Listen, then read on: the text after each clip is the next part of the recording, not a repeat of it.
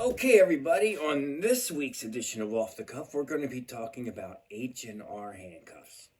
Now, I'm going to be focusing on the swing-through versions. These versions, the ones that were used by federal agents in the 1930s, and not about the bean cob design. In one of the handcuff annuals, there's an excellent article about the history of the company and how, they bought out the remainder of the parts and stuff like that, and just took over and finished out with what pieces and parts they had in stock, just to use up the inventory. And they stamped H&R Arms Company on these, but for all intents and purposes, other than a different chain, these are the bean cobs of the 1899 design. But we're not going to be talking about them right now. We're going to be talking about these ones with the special cool hidden keyway. And it's just got the two-prong key, goes in, you turn it, boom, opens right up. Now there's several versions of these.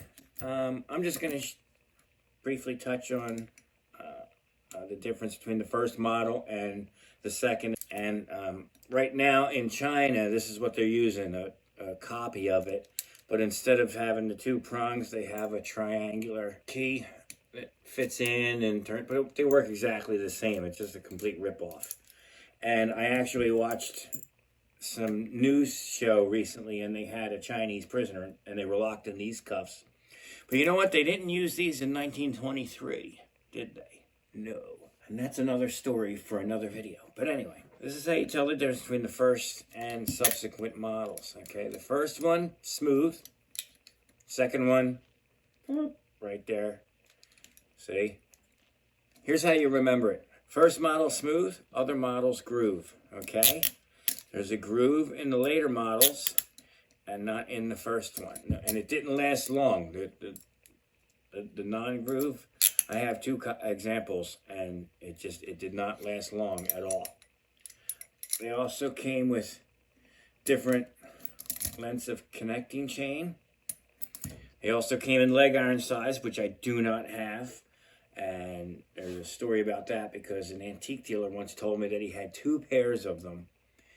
And I asked him every week for 6 years, and he finally said, yeah, I searched the shed, and I must have sold them years ago, so I don't know what happened to them.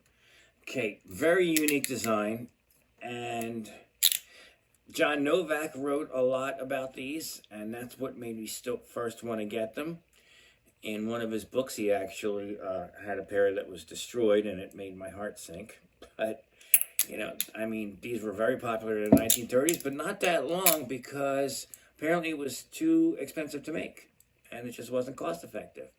So, great design, and it didn't survive because they were too good, which is probably why this attempt, was made decades later, but who knows. But these ones I wanted to show you because it's neat. It looks like an ancient repair, and they are marked H&R Arms Company, Worcester, Mass, with the patent date and stuff like that. But these ones here are really cool because these ones have an engraving or stamping for House of Corrections, and it's really hard to make out W, O, J, and H of C. So, you know what I mean?